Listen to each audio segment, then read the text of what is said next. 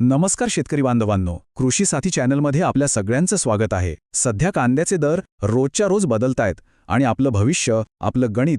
गेल्या काही दिवसांपासून आपल्या सगळ्यांच्या मनात हाच एक प्रश्न घर करून बसलाय नाही का, की बाजारात एवढी उलथापालथ सुरू असताना या कांद्याच्या दरांचं पुढे होणार तरी काय? भाव वाढणार की अजून पडणार? सध्याची परिस्थिती बघितली ना तर ती खूपच नाजूक वळणावर आहे.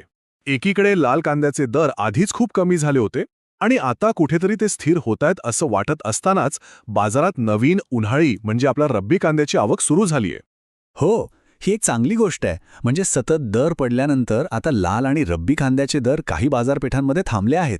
इतकंच नाही तर काही ठिकाणी थोडे वाढतानाही दिसतायत. चला, एक आशेचा किरण दिसतोय असं म्हणायला हरकत नाही. पण यामुळे ना शेतकरी एका मोठ्या पेचात सापडला आहे. म्हणजे बघा, एका बाजूला जो काही लाल कांदा शिल्लक आहे त्याचं काय करायचं हा प्रश्न आहे, आणि त्याचवेळी दुसऱ्या बाजूला नवीन उन्हाळी पिकाची आवक बाजारात सुरू झालीये. दोन्ही गोष्टी एकत्र आल्यामुळे दबाव खूप वाढलाय.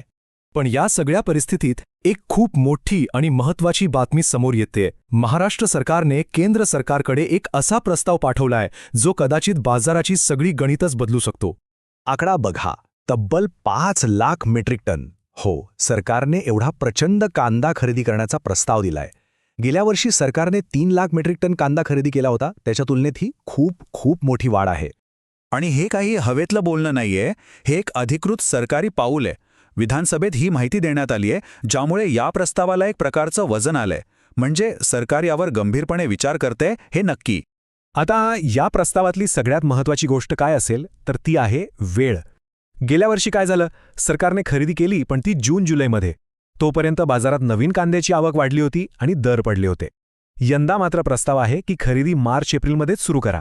म्हणजे बाजारात कांद्याची गर्दी होण्याआधीच दरांना एक आधार मिळेल. पण मग ही खरेदी लवकर झाल्याने नेमका काय फरक पडणार आहे आणि यामुळे दर कसे वाढू शकतात? चला, यामागचं सोपं अर्थशास्त्र समजून घेऊया. हे गणित अगदी साधं आहे. बघा, जेव्हा बाजारात फक्त व्यापारी असतात तेव्हा ते एकमेकांशी बोलून साठवणुकीसाठी कमी दरात कांदा खरेदी करतात. पण विचार करा, जर सरकारने एप्रिलमध्येच खरेदी सुरू केली तर बाजारात एक मोठा आणि नवीन खरेदीदार तयार होतो. मग काय होणार? व्यापाऱ्यांना सरकारशी स्पर्धा करावी लागेल आणि त्यामुळे त्यांनाही दर वाढवावे लागतील. याचा थेट फायदा आपल्या शेतकऱ्यांना मिळेल. त्यामुळे या प्रस्तावाचा उद्देश एकदम स्पष्ट आहे. ही फक्त कांदा खरेदी नाहीये, तर ज्या नाजूक वेळी नवीन पीक बाजारात येतं, बरोबर त्याच वेळी दरांना आधार देण्यासाठी केलेला एक धोरणात्मक निर्णय आहे. आता भविष्यात काय होऊ शकतं हे तर आपण पाहिलं, पण आज या क्षणी बाजारात काय परिस्थिती आहे? चला, महाराष्ट्रातील काही प्रमुख बाजारपेठांमधील आकडेवारीवर एक नजर टाकूया. ही आकडेवारी जरा नीट बघा. नाशिक, सोलापूर, पुणे, धुळे यांसारख्या मोठ्या बाजारामध्ये गेल्या आठवड्याच्या तुलनेत दर वाढलेले दिसतायत. सोलापुरात तर तब्बल 20% वाढ आहे. पण इथेच एक पण आहे. गेल्या वर्षीच्या तुलनेत जर आपण दर बघितले तर ते अजूनही खूप कमी आहेत. जसं की नाशिकमध्ये दर 60% वाढले असले तरी गेल्या वर्षीपेक्षा ते तब्बल 41% कमी आहेत. हा आलेख बघा, तो आपल्याला एक सकारात्मक गोष्ट सांगतोय. काही आठवड्यांपूर्वी नाशिकमध्ये गेल्या वर्षीच्या तुलनेत दरातील तफावत तब्बल 60% पोचली होती. आता ती कमी होऊन 41% आली आहे. याचा सरळ अर्थ असा की दर पडण्याचा जो वेग होता तो आता खूप कमी झाला आहे. आणि हाच ट्रेंड अनेक बाजारपेठांमध्ये दिसतोय.